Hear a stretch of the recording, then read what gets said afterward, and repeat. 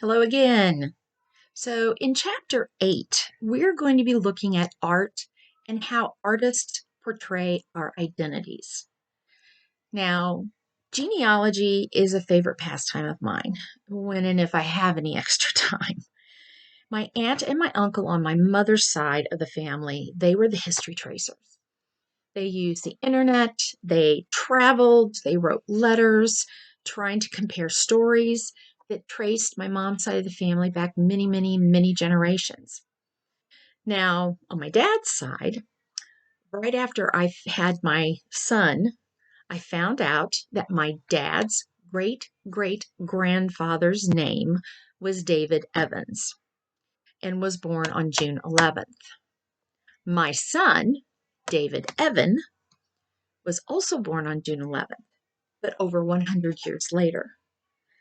Sometimes a genealogy search can turn up some wild and weird things.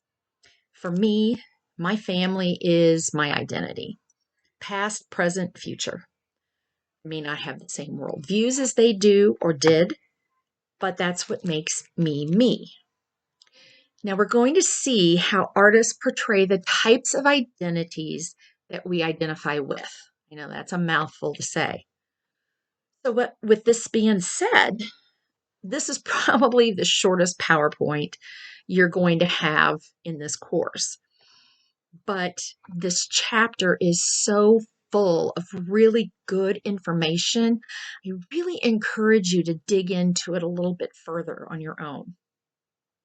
Now, I do want to give you a couple of reminders here.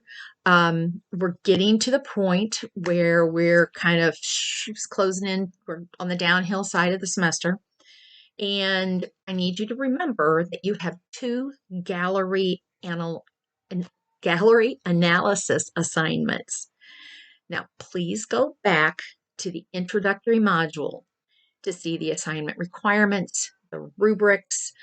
I gave you lists of real and virtual galleries. The ECC gallery is open this semester, and they have got some amazing shows going on.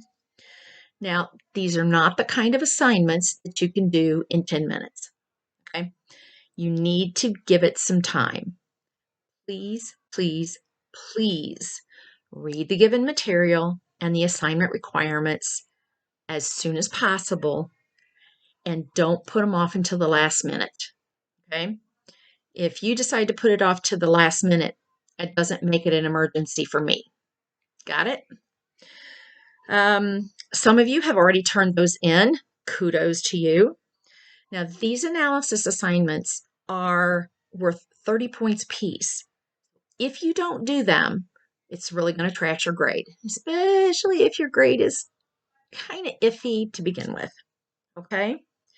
So now let's dig in, and we're going to find out why we identify with the things we identify with.